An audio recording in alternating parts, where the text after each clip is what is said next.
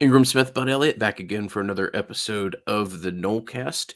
Here tonight to preview the Clemson Florida State game. We'll get into that and give you as good of an idea as to how we see Saturday playing out. As always, want to thank our sponsors, Tarpon Sellers, title sponsor of the Nolecast, tarponsellers.com is the website. Coupon code 20% off for any purchase there using the coupon code Nolecast. And also want to thank our friends at Congruity.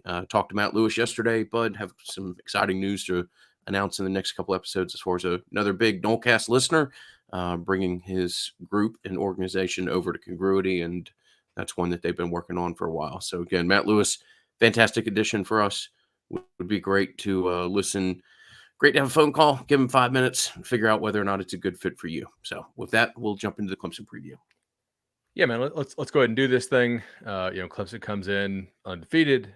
The line currently is 3.5, and the total sitting there about 50 or 51, I think, as we record. This is an interesting Clemson team. They are a good team. I think you can make an argument that they are the fourth best team in the country, or the fifth, or the sixth, or maybe the seventh, or the eighth. Just kind of depends on your feeling on them. Computers see them a little bit differently, though, right? So if you look at like SP Plus so far, they sit at 13th. And I'm just going to tell you, if you line them all up and played some kind of tournament, I don't think there's 12 other teams that I'm going to pick to beat these guys on a neutral site. But they've had some warts so far in their performance, a little bit on both sides of the ball, and they've also had quite a few good moments. So let's we try to make our previews a little bit shorter because we want people to be able to digest them, even the morning of game day. Let's go ahead and get in here to some of this matchup between the Clemson O and the Florida State defense. We'll jump into it, absolutely. And I am interested in hearing, as we get through this, Bud, more your opinion as to why the computers don't see Clemson as maybe a human eye does right now. You're our resident gambling expert. Be fascinated to hear how there's a line of 3.5 on this game right now. That, particularly with Clemson's health, doesn't make a whole lot of sense to me, but we've got about 30 minutes to review this, and then we can talk about that briefly at the end. But Clemson's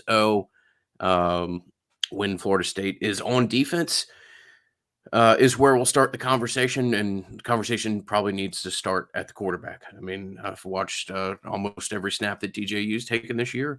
Georgia Tech DJU for the first 3 quarters looked like last year's DJU, and started to make a little bit of progress there, and has kind of progressed since then. Particularly had a nice Wake Forest game, which appeared to be a decent little jumping off point for him.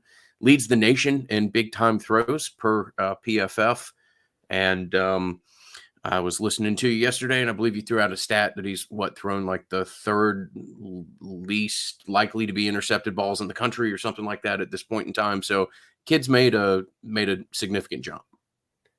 Yeah, he's making big time throws, and he's not making throws that have a chance to be intercepted, which is kind of generally good. It's like in baseball, like hitting home runs and not striking out.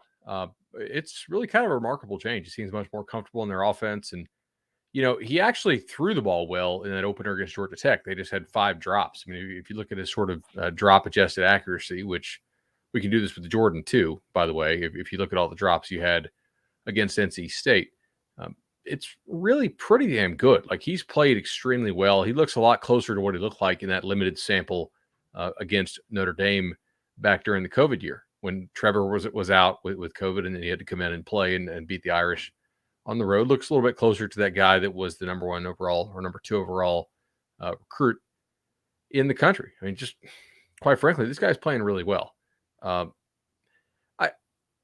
If you want to nitpick, look, they scored 30 on NC State. We saw what FSU did against those guys. They scored 51 on Wake. Now, they went to overtime there, so take a couple off. And honestly, last week, they won and covered on the road, a 3-touchdown spread at Boston College. But they only scored 31. They kind of sputtered around a little bit. I mean, to be frank here. Is that somewhat excusable, given that you had like your 2 biggest games of the year so far, and then you have FSU on deck, that you have to go and play a roadie up there to Chestnut Hill? And it was the red bandana game, of course. So not to besmirch the red bandana game, but those BC kids sure do seem to play pretty hard during that red bandana thing. Little something in the air for the Red even though they got Vanderman games. smoked. All right, so you want to be jealous? The same offensive linemen have started all 5 games for them and finished all 5 games. I mean, they have just had perfect injury luck up front. They've had an extremely good red zone offense. They are actually 7th in the country in points per opportunity, right? You remember that 2 weeks ago I described FSU's defense as bend and break, as opposed to bend but don't break. Like FSU's defense bends and then it breaks. That's largely continued. FSU is 110th in points per opportunity allowed. So 7th for Clemson's offense, 1/10 for FSU's defense. If that doesn't change, we're having a little sad instant reaction come Saturday night, because they're going to get in the red zone enough, and you got to find a way to force them to kick field goals. Their field goal kicker is really, really good. If I have to nitpick them some, they do drop the ball at times. They have held on to the ball like running pretty well. Like they haven't fumbled a ton. They do they don't always play pitch and catch super well. So I think there may be something there if you want to play sort of off a little bit, and make them complete passes potentially, maybe. But I mean, that kind of goes to the whole idea of like DJ has he's been able to hit tough throws. They're actually number 1 in the nation in blitz down big play rate and number 3 in the nation in blitz down success rate. So, okay. Now, we'll say this. The amount of sacks DJ takes is kind of high relative to the amount of pressure they give up. He will hold the ball. So he's looking to push the ball downfield. He's looking to make big throws. He will hold on to it some. So if you can get him to double clutch it a couple times, maybe Verse can get over there. I think there's some opportunities for you to have there. They are starting a true freshman right tackle named Blake Miller. He's been on a bunch of highlight reels so far. Just like he mauled those NC State guys. He's kind of just a physical beast. But if you can get Jared Verse over him, potentially there's something there. And they have a really nice back in Will Shipley, who also catches the football well. He's somebody they're not afraid to feed the ball to. And I'm interested to see how FSU will attack him. I mean, I think you got to try to get you got to hope your red zone defense turns around here, or maybe you just light them up and hope that DJ doesn't make some of those big throws that he's made, or that their guys don't catch the ball as well, in contested area. But this so far is a pretty good offense. It's not like an amazing offense, but is it the best offense you've faced? It's either them or Wake, and then a huge gap. Right. So I'd be surprised if they don't score 28 plus. Yeah. Shipley's a solid back, plus level speed, not going to shake you out of your shoestrings as much as put his foot in the ground and get upfield. DJU will occasionally throw a little bit of a sloppy ball, lead to an interception. You saw a couple throws against BC that would make you scratch your head. He's kind of reshaped his body. If you haven't seen him from last year, he's lost about 25 pounds or so. Let me see how I can say this. There's times where I watch DJU and I'm like, I just fully wish that you would accept the fact that you're like a power forward in basketball and just put your head down and go to the basket and not try to be a shooting guard that tries to like juke people or whatever. Just accept your physical gifts, put your shoulder down, pick up 7 yards. There's times where this kid gets lit up in the open field because I think he just tries to be a more fluid athlete than maybe he is. Kid's gifted. That's not meant to be a backhanded compliment. But there are some moments in play where you can tag him pretty good. And there's moments in the backfield where you've got a chance for something like last year where I'm not going to say I don't know that we'll see another play where the defensive end strips the ball, picks it up, returns it for a touchdown or something like that. That's more video game type stuff. But if you can get to him in the backfield, you can impact him. But you're right. Offensive line's been decent. And a general theme that we're going to talk about here is that Clemson has been either fairly healthy throughout at a position group or is getting people back at a position group that you can now label them as healthy and available. And that's certainly the case at offensive line. So. Yeah, no doubt about it. I suspect they're going to try to run Shipley a lot in this game. I mean, that's what I would do if you look at some of the rushing success that NC State had last game. You obviously, like, FSU hasn't had Fabian Lovett for some weeks now. They haven't officially ruled him out, but I mean, like, common sense here. You got a bye week coming up. You have a 5-game stretch after this, which is kind of tough. Uh, so you got that going on. Cooper had to leave the game. I mean, he's obviously been at practice and he's been racing Mike Norvell, so you would expect him to play. It's pretty well known on the broadcast that Ray isn't healthy, and Briggs not quite the player that you were hoping for. So we'll see how well FSU can hold up on the front in run defense. But my guess here is Clemson does not want to come out and try to chuck the ball 500 times. They probably want to try to run it a decent bit. And DJ has been a quality runner. I agree, but he doesn't always put the head down. On the goal line, he seems to. Mm-hmm. Against NC State, he did. He is a big dude. I mean, he's on pace for 800 rushing yards. I mean, that's really that's more than I would have thought. Yeah. Okay. Yeah, he's got what, 311 right now. So, I mean, granted, they won't run him in the FCS game against. They don't have an FCS game this year before they play South Carolina. So no, he's not going to be on pace for 800. They've actually already. They don't have a bye week yet. It's their 7th game. Yeah, I don't think they feel the need to do that as much with this iteration of South Carolina, but yeah, it'll be fascinating to see what Florida State does with its safeties as to whether or not you can, or if you even need to stay in some of the too high looks that you have previously, and how you may try to support this defense against a little bit of a different run. One thing that you can always know that you will receive the support that you need is from the legendary team of Chad and Shannon. 844 FSU Loan is the phone number. Again, 844 FSU Loan. More than 480 Nolecast listeners have used these guys, which is a stat which is honestly silly, but there's a damn good reason as to why we have a silly stat associated with this sponsor. Best in the game, 844 FSU Loan. Big thanks to the legendary team of Chad and Shannon. All right, so I could see you having some success against this Clemson offense a little bit. If Verse plays out of his mind, the linebackers play really well. You force them to do some high variance stuff. Maybe they don't make skied catches on you, and you're able to get them behind schedule a little bit. I could see some of that, right? They're not a juggernaut offense. They're a good offense. They're a good college offense. I mean, maybe the best one you play all year, but they're not this is not Ohio State that you're playing.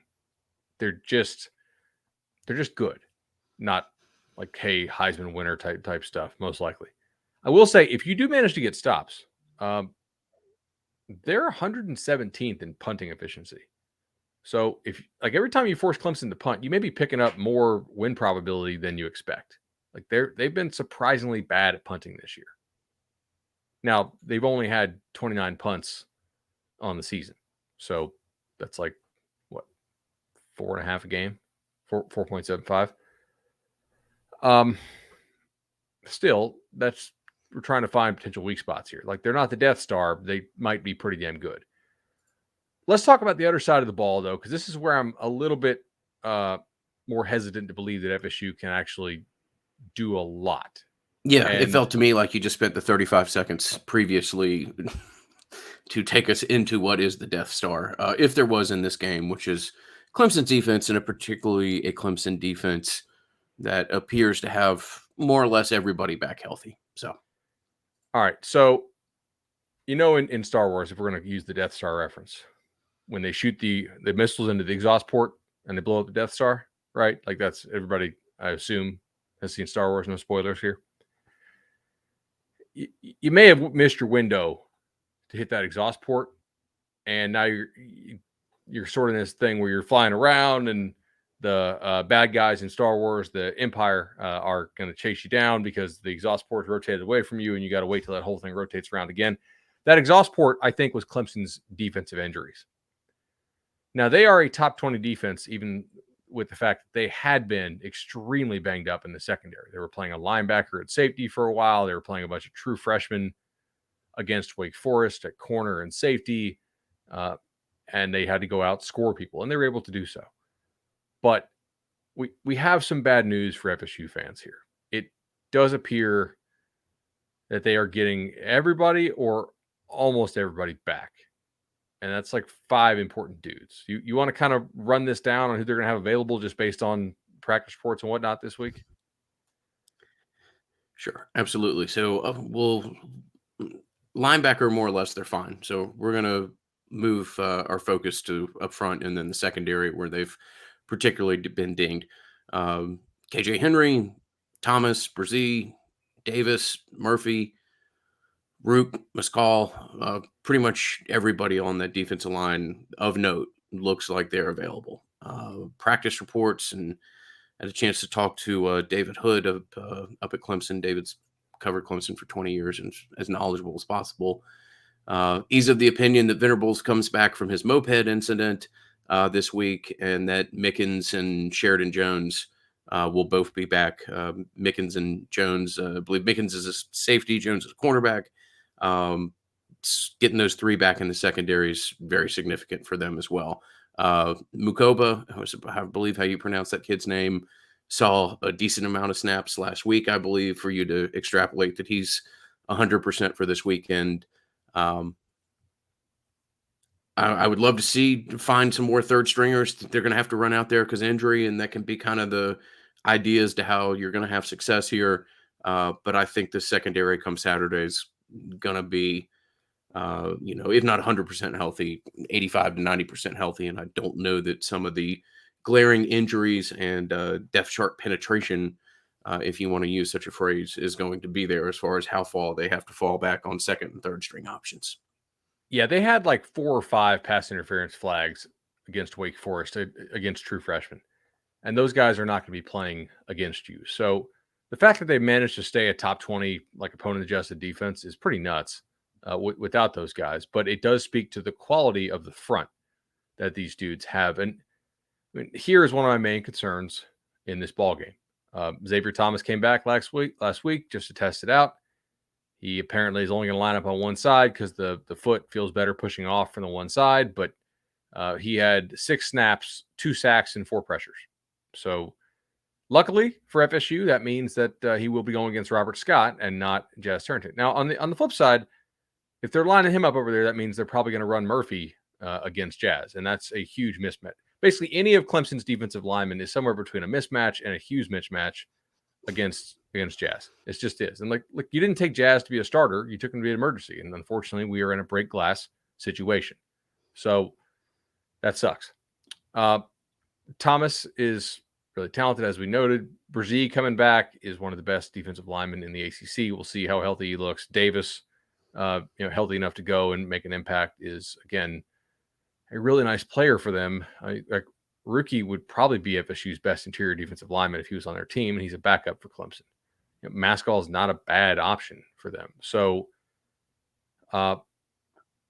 there is real potential here that they can rush 3 and 4 most of the night and cause significant havoc while dropping 7. And just Jordan has not handled. Nobody does. Like Danny Cannell pointed this out on Cover 3. We were talking about, what if they get pressure with 3 or 4 and can drop 7 or 8? He's like, well, nobody really handles that well, right? Yeah, like that's again football math. There's not many quarterbacks that can deal with getting pressured with 3 and having to try to sort out 8 on the other end. The backers are studs too, unfortunately. Backers are good to the point to where they're one of the 3 better units in the conference, and I feel like of the people that we need to talk about, they also I think have 2 future first round picks at linebacker as well. So yeah, they're good. To an extent, this is true in almost every game. I think it's exacerbated this weekend. I think you're going to be able to watch the first 2 or 3 series and have a good idea as to whether or not Florida State's going to be competitive in this game. I hate to say stuff like that because obviously football is a wild game. Things can change over time, but it will become very clear as to what they're trying to do and if they can do it with the most simplistic of numbers. And if they can, it's just not a whole lot that you can work around with that. So it'll be interesting to see what Florida State draws up. I imagine they're going to have some slightly different looks as some protections and things like that. Incorporation of tight ends that maybe you haven't seen previously. But Yeah, I mean, you have to do that. You can't put this offensive line out on a metaphorical island against this defensive line and expect that you're going to have any level of success. Well, I mean, okay, so I agree, but also, do you think adding tight ends in here uh, helps? Because if you add more tight ends, that means Clemson can play more of its front players and its linebackers, which I think is what it wants to play, and not have to dip into the secondary quite as much as those guys who are back. But who knows? Like they could be a little bit rusty. I I mean, I think there's an argument for just spreading this thing all the way out and letting Jordan run around and try to create some stuff, being kind of creative if you can in the run game. Although Clemson is by far the best defense in terms of not allowing explosive rushes that you'll face all year. Like you don't hit big runs on Clemson's defense so far. Now, Mike and company are very good at creating explosive plays. That's something they do. I think though that NC State and Wake have purposely tried to take that away and just dared you to drive. And so really, like you're playing Meach or Washington, both of whom look dinged at guard. You got Scott coming back from injury. You got Jazz. You got, I mean, Marie Smith's okay at center. Gibbons is your best lineman. You really think your guys can go on a 9 or 11 play drive and score a touchdown against us without false starting, without blowing an assignment, without just, I mean, that's mental errors, but like without just getting physically whipped and creating a tackle for loss? I think, I mean, if you're Clemson, you have all these guys back on the secondary, you do expect your defensive line to eat. How does Mike and company counteract that? Can Jordan be a good precision underneath passer if they decide to do that and take the short stuff? And can you run Clemson out of some of those looks that they might want to play? I'll be interested. Or can Clemson help itself? Do they want to bring the blitz? Because honestly, like that may be your best shot. If Clemson wants to go aggressive, you take the variance and hopefully that you actually hit. Yeah. I understand what you're saying about just spreading wide, and that may be what you say. And with every offensive protector piece, that makes the it's slightly easier for them as far as how many they have to cover.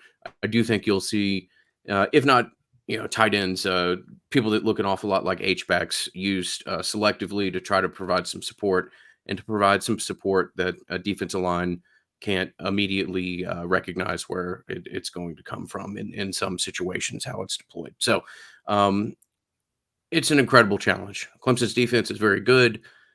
Clemson's defense is all right, let me rephrase that. Clemson's defense has been good to very good.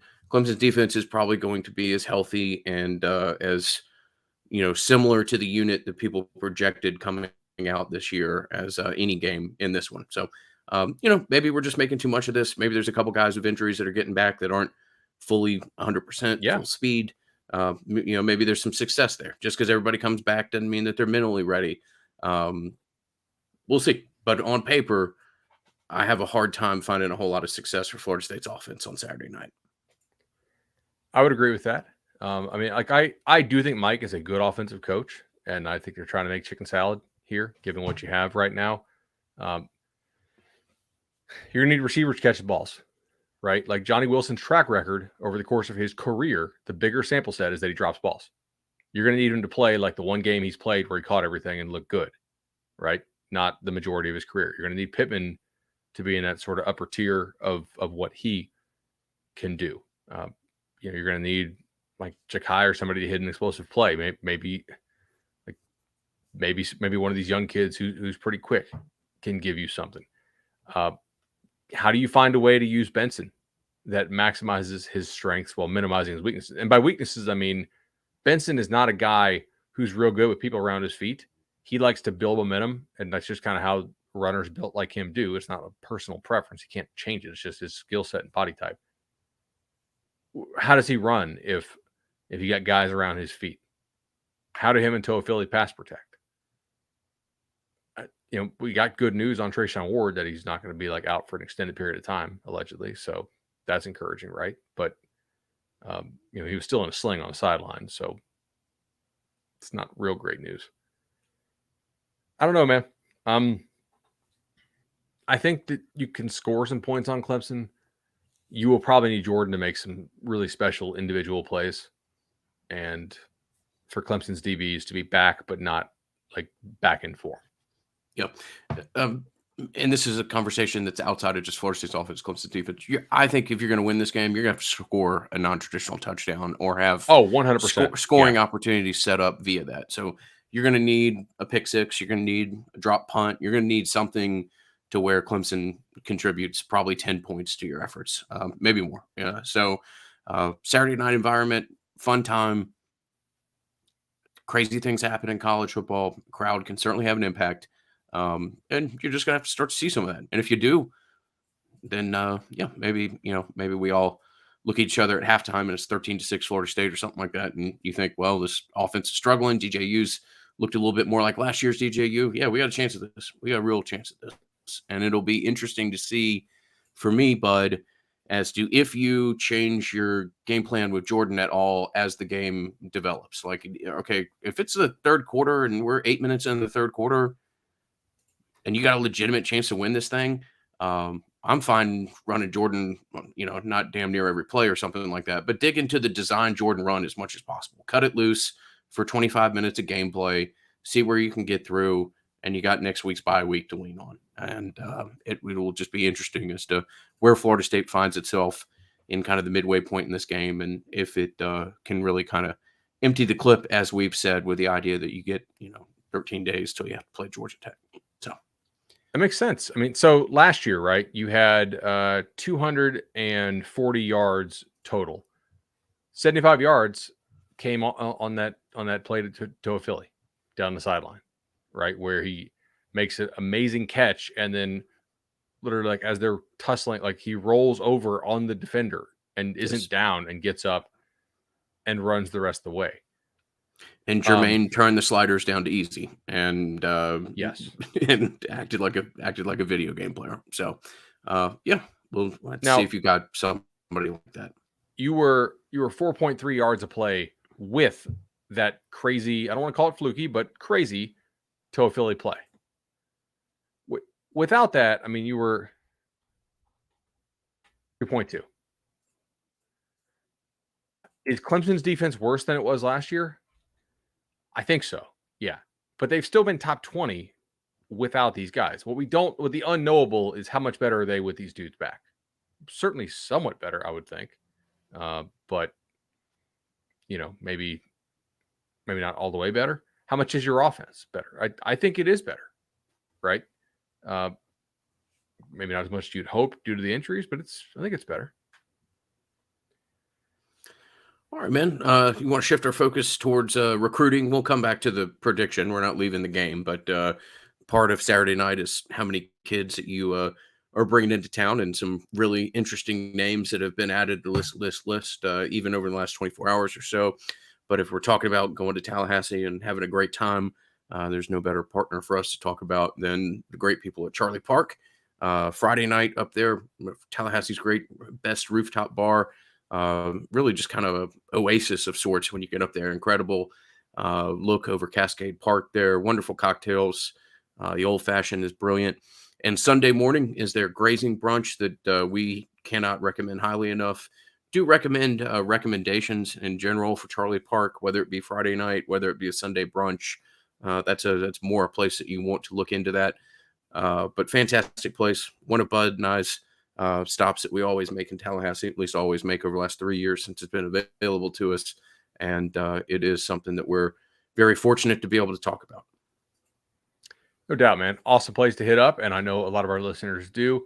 Let's go ahead and talk about some recruits coming into town. First, I want to talk about here are Rod Kearney and Falk, your two commits, who were initially going to visit elsewhere this weekend. Kearney at Florida for the LSU game, and Falk for Tennessee for the Alabama game. And ultimately, it looks like FSU has both of these kids visiting now. At least that's the last word that I got from my sources over there. So those are good wins.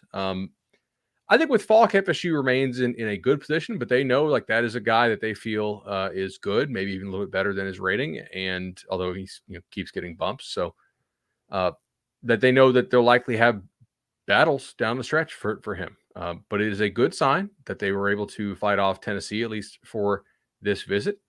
With Rod, he continues to visit UF. or at least talk about it, and we'll see where that one goes.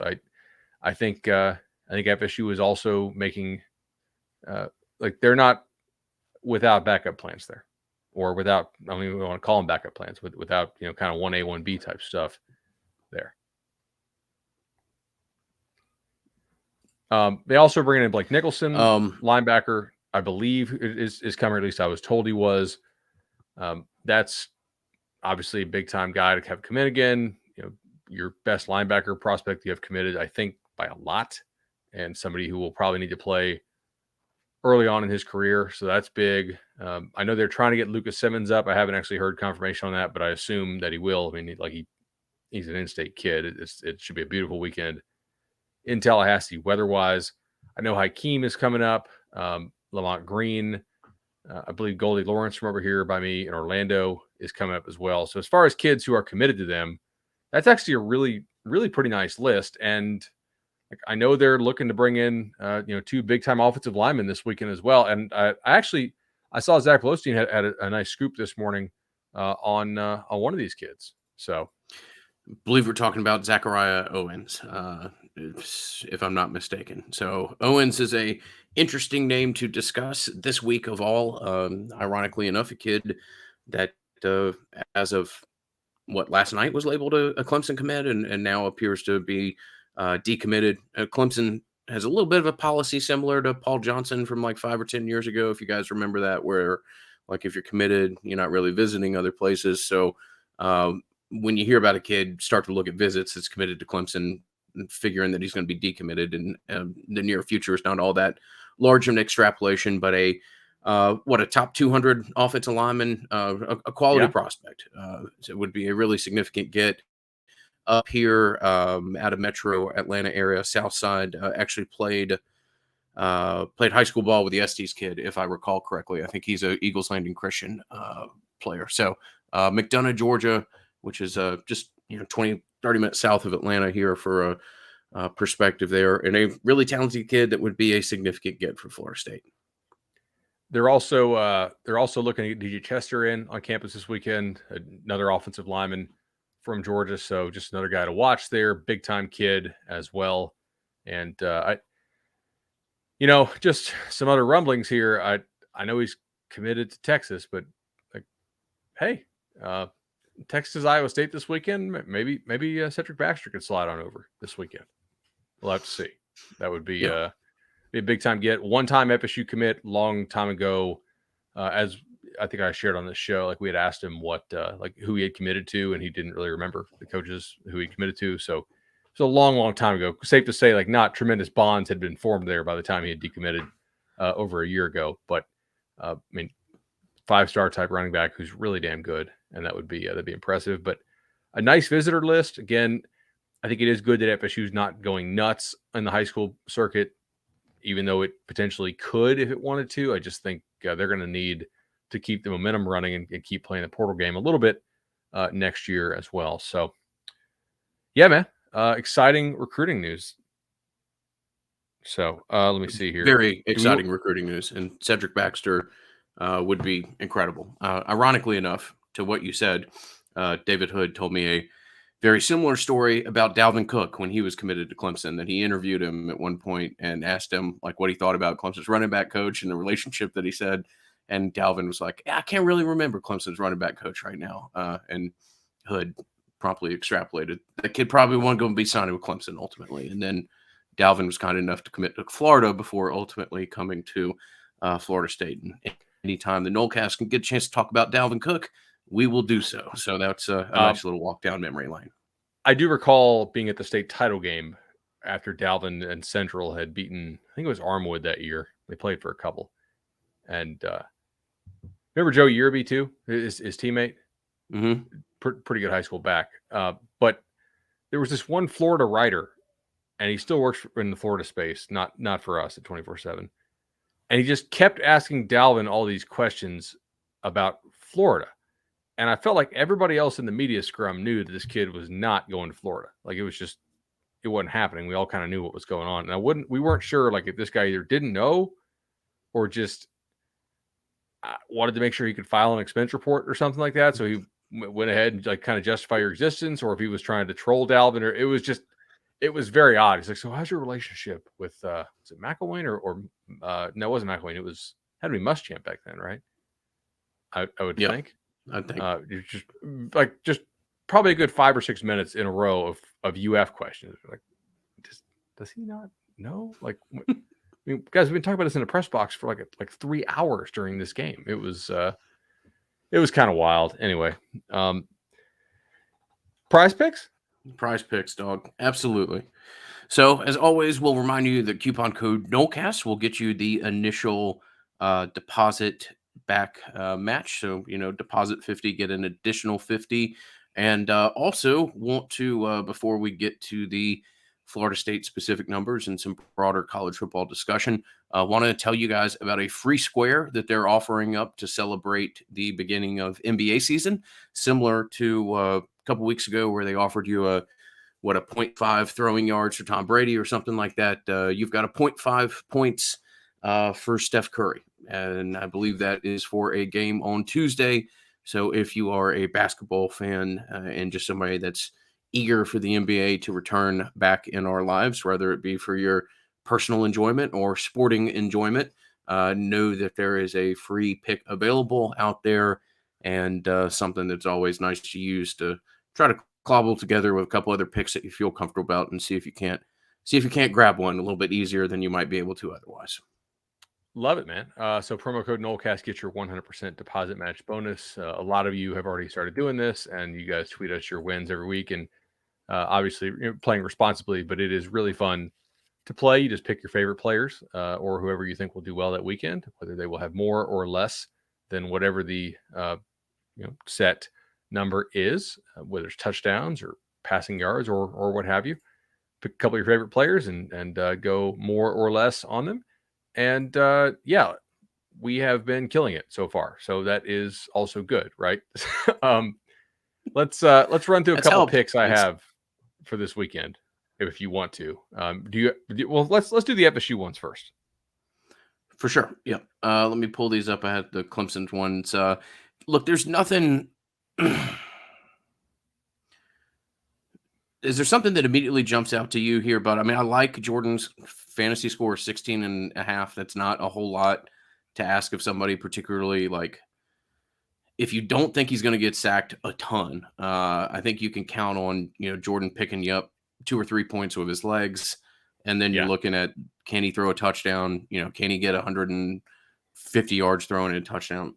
That's not a insurmountable score, even as pessimistic as Bud and I were 10 or 15 minutes ago when we were particularly looking at the offense. So from a Florida State perspective, that is probably what I would immediately look at. I also like that you have a relatively low catch number on Johnny Wilson at 3.5. I don't know that I'd play that, but those would be probably my favorite two of the Florida State specific part of this card. I would agree. So if you look at this, right, Jordan, I like the Jordan fantasy number over for sure. At 16 and a half. I also, I like Jordan over 18 and a half completions, honestly, here. So with the absence of Ward, do you think FSU thinks it can run the ball? Because, I mean, maybe they do think that, but I'm skeptical that they can. What do they substitute that with? Just common sense to me says screens. If they throw 3 or 4 more screens than normal, those are pass completions that you'll be getting credit for. Mm-hmm. The game script on this suggests that you are going to be down, and that's not me being a hater. It's just like, look, he had 20 against LSU, right? He had 13 in about 20 minutes against Louisville. He had 16 against Boston College, and you were up big, so you kind of got game scripted out of that, right? 23 against Wake Forest, and then last week, 15 against NC State.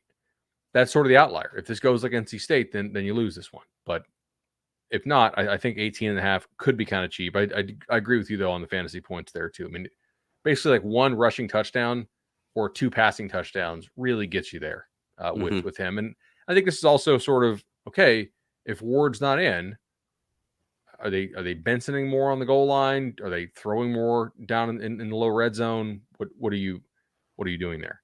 Yeah. On the other side, Clemson. I like the We should probably kicker take a look number at. here, bud. That's what I wanted to ask you. 1.5 field goals. I would potentially take the over there. This For is Clemson? BT Potter's number of 1.5. Yeah, Clemson field goals. Um, yeah, that's a number that I would potentially put on my card. I mean, their kicker has been extremely good. He's a very good kicker. So I could see that working out quite a bit, actually. Yeah, I mean, he is 8 of 8 on field goals under 40 yards, and he is actually 3 of 5 on field goals of 40 plus. So, yeah, I could see. I mean, granted, we look at some point these numbers have to regress. Okay, do we really think Clemson is a top 7 team in the nation in terms of converting to touchdowns in the red zone? Do we really think? And look, I'm not the biggest fan of Adam Fuller's defense, given like his recruiting ability. I think you need to get more out of the defense, right? Just for being at a school like FSU. But even me, who apparently people think is an Adam Fuller hater, which I'm not, I don't think. I think they're going to have positive regression in terms of getting some red zone stops at some point. I don't expect Clemson to be perfect in the red zone. I also think they're going to see, like, look, man, Wake ran the ball on FSU. Louisville actually had decent success rushing the ball with their running backs on FSU at times, right? NC State had some success at times, especially coming out of the half there. They also like to throw the ball to Will Shipley quite a bit underneath. And if you play a lot of that drop coverage, maybe don't break. I mean, I think Will Shipley fantasy score, if you think about this, right? If he gets 70 rushing yards, 20 passing yards, that's 9 points. 2 catches gets you to 11, and 1 touchdown gets you to 16. Yeah, I it's don't for think that that's reason. crazy. I like the Shipley rush and receiving play. That's relatively low on that, in my opinion. So, if I What's was, our number out there? was it 80? Let me see Oh, here. 84 and a half. Yeah, yeah. Yeah, like So, one explosive play kind of gets you there with that. I agree. That's a good one too.